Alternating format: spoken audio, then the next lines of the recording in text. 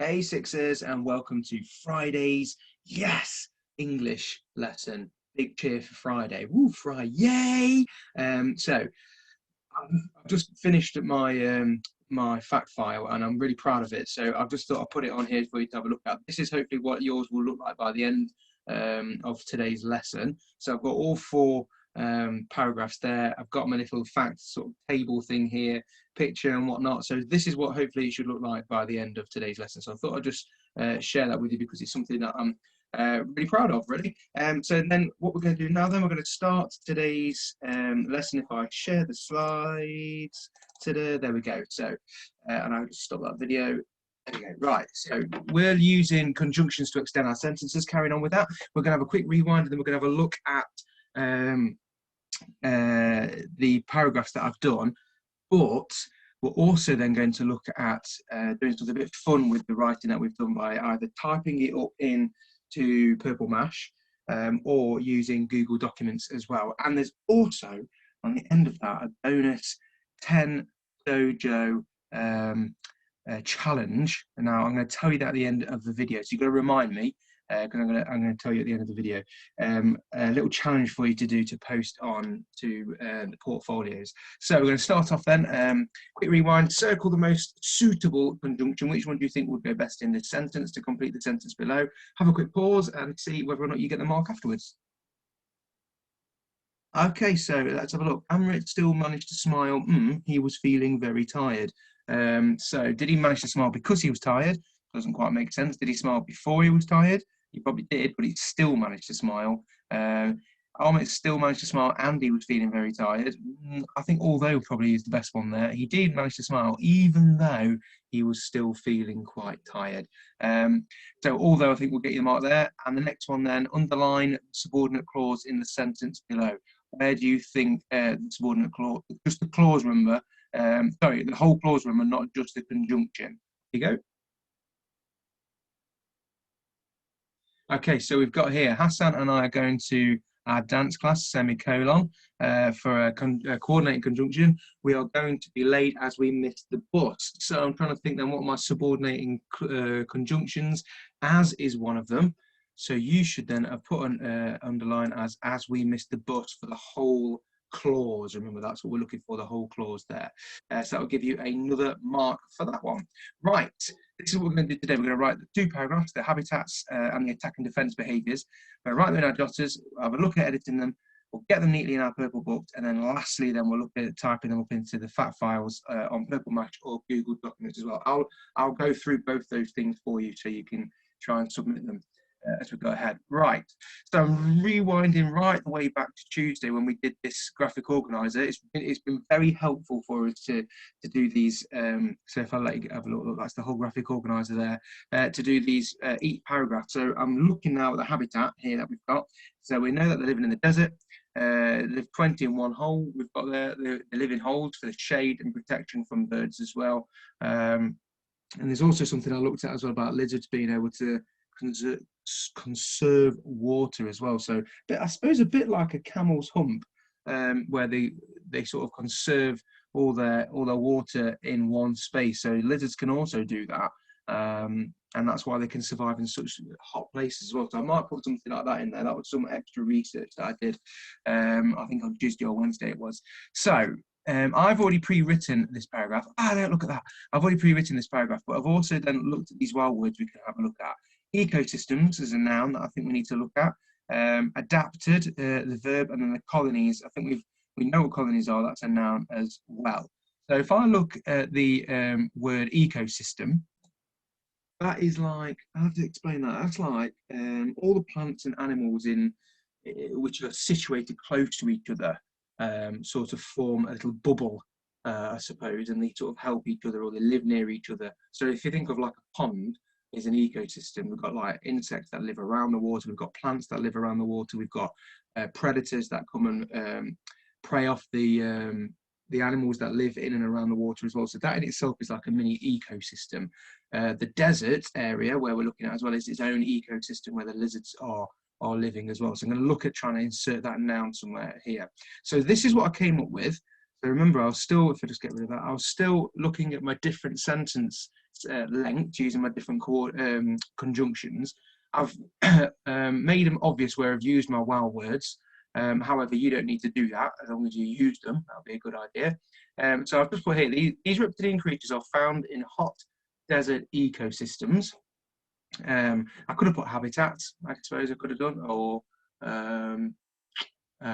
environments, I suppose I could have put in there, but I've chosen the word ecosystem. They have adapted over time, so we're linking back to our science before Christmas about adaptation.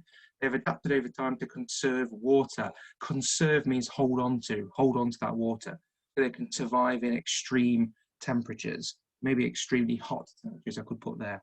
The lizards live in deep holes so that they can shelter from the heat. This means they can survive in the desert where there is little shade, because, or maybe a little natural shade I might put in there, because I suppose the shade's been created for them, isn't it, with these big deep holes, or they've created it themselves. I'm assuming they can dig as well. If we're not thinking of where holes is set, they still survived up until that point, so they must have been able to dig their own holes.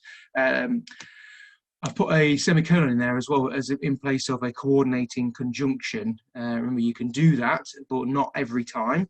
Most lizards live in colonies of around 20 lizards in one hole. So you're going to do the same now in your habitat paragraph. Have a go at making sure you're using these wow words as well. Really push yourself on using the different sentence structures. Once you've done that one, press play and we'll move on to the attack and defense behaviors of these lizards as well. Off you go. Okay, so let's just quickly rewind back to this then. We're now moving over to the attack and defenses paragraph here. So we've got the poisonous venom. They can leap out of holes to attack. They've got very strong legs, remember. Protection from birds as well. That's their defense, isn't it? Is living in holes to defend themselves from birds.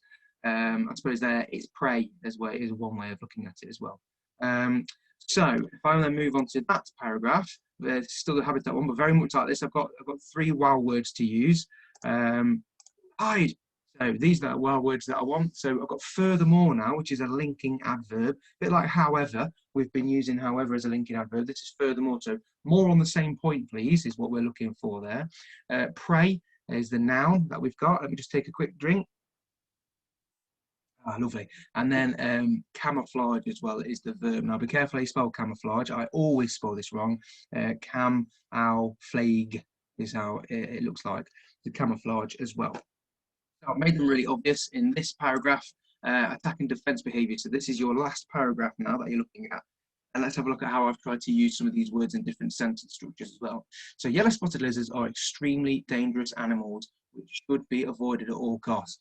Oh man, I read earlier as well, animals completely off topic now, but an animal in Australia, which is about the size of your palm of your hand, is an octopus called a blue-ringed octopus, a blue-ringed octopus. Incredible mini creatures that are insanely poisonous, that could actually kill you in like half an hour if they bite you. So definitely worth having a look at there, and even creating your own little fact file for blue-ringed octopus as well. Anyway, back onto subject. They have incredibly strong back legs, so they can pounce quickly on their prey. Furthermore, there we go, there's my linking adverb. So more on that same point, please. They have poisonous venom and sharp teeth to paralyze and kill their prey. I might change that actually, because I've used prey twice there at the end of my sentences, and I don't really like that. So I'm gonna have a quick think about how I can edit this out and change it a little bit. However, these reptiles are also prey themselves. Yeah, I've used prey 3 times now, so I need to change that a little bit. Large birds such as eagles often hunt, attack these lizards. Because of this, they often hide in their holes and use the shades to camouflage them from these predators. So again, I'm going to come back to that and try and sort out these 3 preys that I've got, and I'll show you in a sec. So that's my last paragraph. You're going to write that inside your purple book. But now let me just show you how to use the Purple Mash or the Google Documents to then type up your finished work. So this is a to-do that we've set for you. It's called blank biography. So it should be on your to-do list on Purple Mash if you want to use this. Now, it's quite user-friendly because it's all sort of set up for you just to sort of dive in and start typing. However, it's not great because it says biography there, so I need to change that to maybe yellow spotted lizard. That's, yeah, there you go. But the problem is I can't change these things. So anyway, it says like name, date of birth, and everything, because obviously it's a biography. So these are supposed to be like, you know, the scientific name, origin, and length. So whether or not we just ignore those bits on there and write them straight in here. So maybe I put scientific name. I've spelled scientific right. Scientific name, colon, and then you can then tell me what it is. And obviously that's a ridiculous name and I can't spell it. But anyway, you tell me what it is, like that. And then the next one underneath, then you then do origin, and then tell me what the origin is and such. Now, and just ignore these bits. That's absolutely fine. The only problem is with this program is it doesn't tell you if you've made any spelling mistakes, and it's not very obvious where the underline is if you want to do like subheading. So for example, if I wanted to do down here, then is where I'm going to then do my appearance, and then come down here. If I want to underline that, I'll have to highlight it, press Control, which is the little button that says CTRL on it, and then hold that down and then press B. Not B, sorry, I'll make it bold, U for underline. There we go, and then it underlines it. Then I can carry on typing, and then I just need to do the same again if I want to not underline it. So CTRL, hold it down, and then press U, and then I can carry on typing. Also, if you run out of space, it just makes your writing smaller and smaller. It doesn't let you go onto another page. So it gets like almost impossible to read. But this is if you want to just have a go at creating a fact file. It's totally up to you. And then up here as well, you can start, if I click that, I can then start drawing. So I need a green. I can then start drawing my sort of lizard. Let's pretend that he's stood up on his legs. And there's his tail. Brilliant. Yellow spots on them, obviously. 11 of them. So anyway, yeah, you can start drawing your little spotted lizard up there as well. However, me personally, I prefer using Google Docs to do any sort of word processing. So if I open another tab up here, you're going to type in Google Docs. There we go. It'll be that one. And then it's the first thing that comes up here, docs.google.com. And then it should just bring you to something that looks like this. I'm looking for the blank one here. I want to click that. And then it opens up almost like a piece of paper, as you can see it here. So I can start typing, and you know, such and such. That's what it's going to look like. So let's pretend that I need my yellow spotted lizard. There we go. Now, if you get capital letters on there, you see the Shift button. So that's the one with like an arrow on it, maybe, or yours might say Shift. If I hold that and then whatever letter I want, it makes it a capital letter, and I can just carry on typing, and it's lowercase. So I've got yellow spotted lizard. So if I want to highlight all that, and up here then I've got my underline, so it's a bit obvious where it is. I also like it in bold as well if it's a title. So I've got underline and bold there, and then I want to make it in the middle. So if I go to this middle bit here, that's then my title there. I then click off and press enter to go on a new line. And enter again so I can miss a line. I then want to come back over here to start typing. So I'm going to click that one there to bring it back over to this where we would usually start writing. I'm still underlined and bolded, so I don't want them because now I'm going to do my scientific name. Scientific name, colon, and then whatever the scientific name is. I mean, like that. And then press enter again for the new line, origin, and that was Texas, wasn't it? And then Mexico. And then finally length. So I pressed enter to go on a new line, and the length then was 6 10 inches. And then if I wanted to, I could then put tip of tail, tip of nose there. Right, but now I want a little picture of a yellow spotted lizard here. So if I open a new tab, obviously quite a few of you have probably done this before, but copying and pasting. So I want a yellow spotted lizard, there it is. So yellow spotted lizard came up.